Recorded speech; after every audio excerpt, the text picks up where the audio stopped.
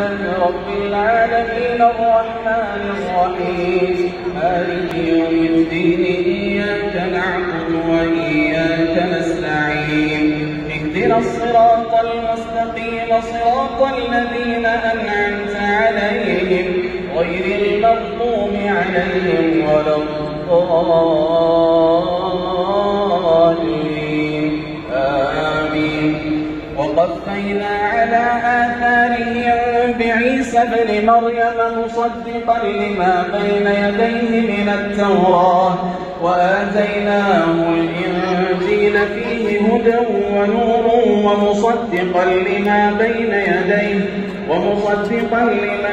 يديه من التوراة وهدى وموعظة للمتقين. وليحكم أهل الإنجيل بما أنزل الله فيه ومن لم يحكم بما أنزل الله فأولئك هم الفاسقون. وأنزلنا إليك الكتاب بالحق مصدقا لما بين يديه من الكتاب ومهيمنا عليه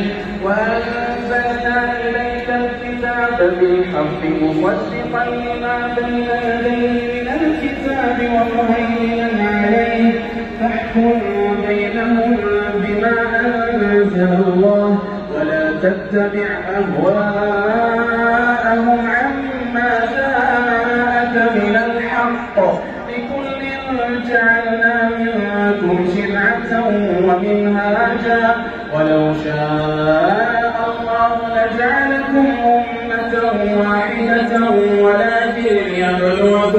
ولكن ليبلوكم فيما آتاكم فاستبقوا الخيرات إلى الله مرجعكم جميعا فينبئكم بما كنتم فيه تختلفون. وأنحكم بينهم بما أنزل الله ولا تتبع أهواءهم واحذرهم أن يفتنوك عن بعض ما أنزل الله إليك فإن تولوا فاعلم أنما يريد الله أن يصيبهم ببعض ذنوبهم وإن كثيرا من الناس لفاسقون.